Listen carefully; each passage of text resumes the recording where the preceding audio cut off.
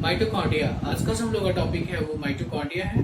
Mitochondria जो होता है उसे एक और भी नाम से जानते हैं जिसे हम लोग कॉन्ड्रियोसोम्स कहते हैं। कॉन्ड्रियोसोम क्या नाम देंगे? कॉन्ड्रियोसोम्स कहते हैं। माइटोकॉन्ड्रिया जो होता है इस ये हमारा जो है ग्रीक वर्ड से मिलकर बना होता है माइटो और कॉन्ड्रिया। माइटो मीन्स होता है थ्रेड और कॉन्ड्रिया मीन्स होता है कॉन्ड्रियॉन्स मीन्स होता है ग्रेन्यूल्स। ग्रेन्यूल्स ये दोनों मिलकर बनाते हैं थ्रेड ग्रेन्यूल्स। थ्रेड ग्रेन्यूल्स क्या बनाएंगे? थ्रेड ग्रेन्यूल्स बनाएंगे। माइटोकॉन्ड्रिया जो होता है ये हमारा डबल मेम्ब्रेनस सेल ऑर्गेन्स होगा। कैसा होगा? डबल मेम्ब्रेनस सेल ऑर्गेनेल्स होता है। ये सेकेंड लार्जेस्ट सेल ऑर्गेनेल्स होता है। सेकेंड लार्जेस्ट सेल ऑर्गेनेल्स होता है। इसे power house of the cells कहते हैं। पावर हाउस ऑफ सेल कहते हैं। इसे एटीपी का मील्स भी कहते हैं। तो क्या बोलेंगे? Meals of ATP. नेक्स्ट है जो हमारा माइटोकॉन्ड्रिया जो होता है उसे सेमी ऑटोनॉमस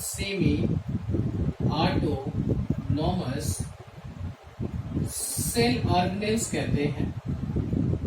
क्या बोलेंगे? सेमी ऑटोनॉमस सेल ऑर्गेनेल्स कहते हैं। क्यों कहते हैं? क्योंकि इसका खुद का अपना डीएनए होगा, आरएनए होता है एंड राइबोसोम्स होता है। इसके अंदर ग्रेट पावर ऑफ रीजनरेशन की प्रोसेस होती है जिससे यह स्वतः जनन की प्रोसेस करता है। नेक्स्ट हम लोग का जो टॉपिक है वो डिस्कवरी ऑफ माइटोकॉन्ड्रिया है। तो डिस्कवरी ऑफ माइटोकॉन्ड्रिया के बारे में हम लोग अभी जानेंगे। तो प्रोसेस में जो हमारा है इसमें बहुत सारे साइंटिस्ट हैं। जो डिस्कवरी ऑफ माइटोकॉन्ड्रिया है उसमें 3 साइंटिस्ट इन्वॉल्व है। तो फर्स्ट हमारा जो साइंटिस्ट है पोलिकर है। पोलिकर ने 1880 में माइटोकॉन्ड्रिया को फर्स्ट टाइम देखा था। किसमें देखा था? तो इंसेक्ट मसल्स में देखा था। इंसेक्ट की कौन से मसल्स में देखा था? तो यहाँ पे लिख देते हैं स्ट्रिएटेड मसल्स में देखा था। स्ट्रिएटेड मसल्स को हम लोग बोलते हैं रेखित पेशियों में माइटोकॉन्ड्रिया को फर्स्ट टाइम देखा था। नेक्स्ट हमारा है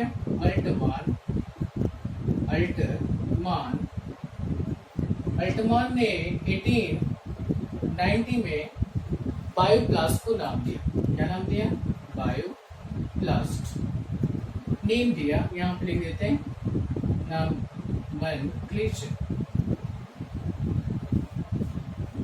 नामनक्लेचर किया। नेक्स्ट हमारा आता है सी बेंडा 1897 में इसे माइटोकॉन्ड्रिया का नाम दिया।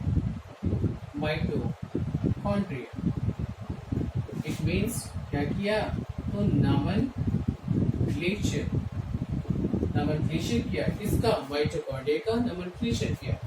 नेक्स्ट आते हैं कि जो माइटोकॉन्ड्रिया का शेप होता है कैसा होता है। तो जो इसका जो शेप होता है वो कैसा होगा? तो पहली बात तो ये इलांगेटेड हो सकता है। Elongated rod shape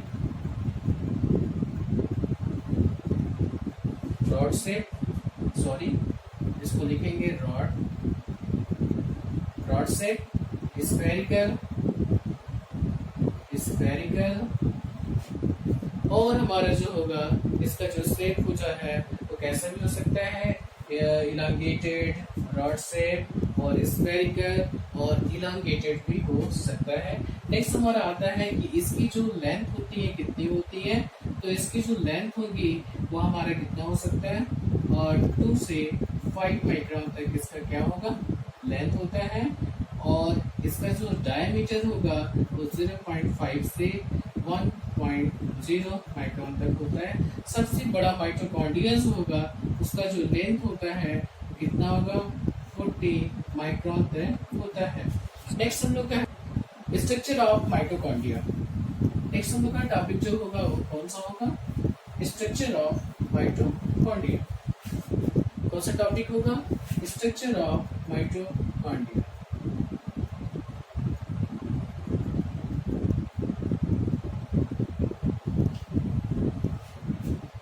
structure of mitochondria में आप दो स्ट्रक्चर्स बनाएंगे माइटोकॉन्ड्रिया का। ये हमारे माइटोकॉन्ड्रिया का स्ट्रक्चर है, ध्यान से देखिए आप लोग।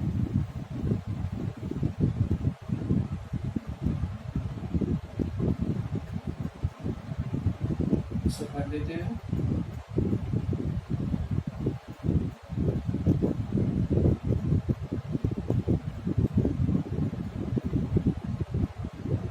जो माइटोकॉन्ड्रिया जो होता है वो डबल मेम्ब्रेनस होगा। कैसा होगा ये डबल मेम्ब्रेनस होगा। आउटर मेम्ब्रेन्स जो आउटर मेम्ब्रेन्स होगा इसमें जो लिपिड्स प्रोटीन्स और लिपिड्स का जो रेशियो होता है 1:1 का होता है। जो प्रोटीन और लिपिड्स का जो रेशियो होगा 1:1 का होता है। और जो इनर मेम्ब्रेन्स होता है ये हमारा कौन सा मेम्ब्रेन है इनर मेम्ब्रेन। जो इनर मेम्ब्रेन्स होगा उस इनर मेम्ब्रेन्स के अंदर जो प्रोटीन्स और लिपिड्स का जो रेशियो जो होगा वो 2:1 का होता है। इन दोनों मेम्ब्रेन के बीच में एक स्पेस है आपको दिख रहा होगा जिसको हम लोग बोलते हैं इंट्रा मेम्ब्रेनस स्पेस। क्या बोलेंगे इंट्रा मेम्ब्रेनस स्पेस। लिख देते हैं यहाँ पे intra membranes space. Intra membranes space इसके अंदर जो आउटर जो मेम्ब्रेन्स होगा वो हमारा कैसा होगा स्मूथ होता है। और जो इनर मेम्ब्रेन्स होगा वो कैसा होगा वो रफ होता है। कैसा होगा रफ होता है। क्योंकि रफ होने का मेन फंक्शन क्या है क्योंकि इसमें फिंगर लाइक प्रोजेक्शन होंगे जिसको हम लोग क्या बोलते हैं क्रिस्टी कहते हैं। ये हमारा क्या पार्ट्स है क्रिस्टी। क्रिस्टी के अंदर आप देख रहे हैं ये हमारा जो है नोब लाइक स्ट्रक्चर है। इस नोब लाइक स्ट्रक्चर को हम लोग क्या बोलते हैं F1 पार्टिकल्स कहते हैं। थोड़ा जल्दी नहीं करते हैं क्योंकि वीडियो के टाइमिंग जो है वो बढ़ जा रहा है।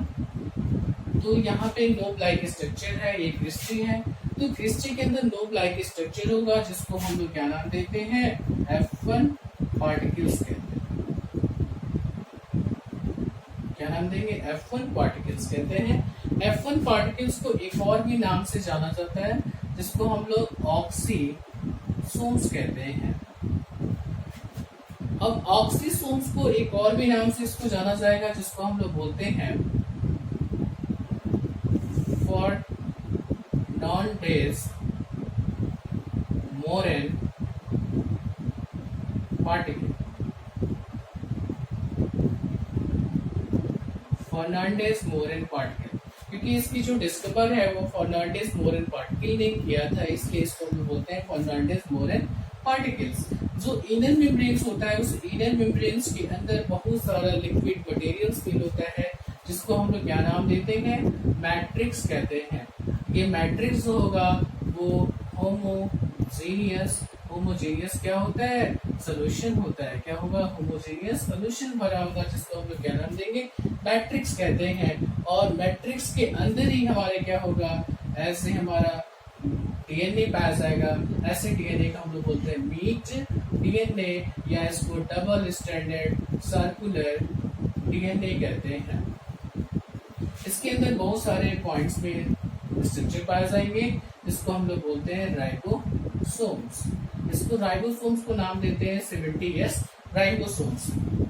अब आते हैं जो हमारा माइटोकॉन्ड्रिया जो होता है इसके अंदर हमारा एरोबिक रिस्पायरेशन की प्रोसेस होती है। एरोबिक रिस्पायरेशन होता है तो एरोबिक रिस्पायरेशन में हमारा जो होगा कौन कौन सा होगा तो ग्लाइकोलाइसिस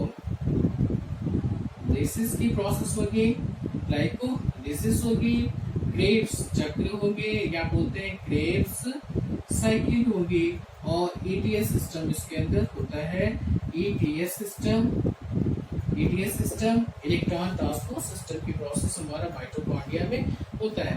अब यहाँ पे एक मैं आपको F1 पार्टिकल्स का स्ट्रक्चर बताता हूँ कि जो हमारा F1 पार्टिकल्स है, ये वाला पार्टिकल्स, तो इसका अपर पार्ट्स को हम लोग बोलते हैं हेड, नीचे वाला पार्ट को बोलेंगे हम लोग स्टॉल।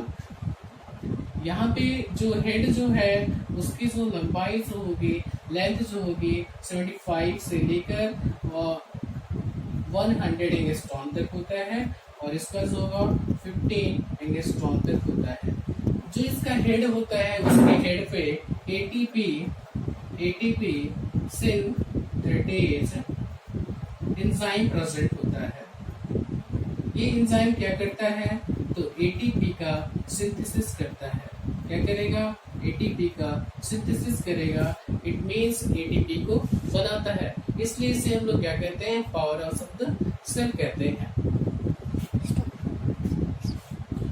नेक्स्ट हम लोग का है वो फंक्शन ऑफ माइटोकॉन्ड्रिया है। तो फंक्शन ऑफ माइटोकॉन्ड्रिया में आप लोगों ने देखा कि इसमें हम लोग क्या क्या बता सकते हैं कि इसमें power house of the cell कहते हैं, क्योंकि इसमें क्या होगा, जो भी हाईली कार्बोहाइड्रेट्स होंगे उसका ऑक्सीडेशन होगा, जिसके फलस्वरूप आपको पता है एनर्जी प्रोड्यूस होगी।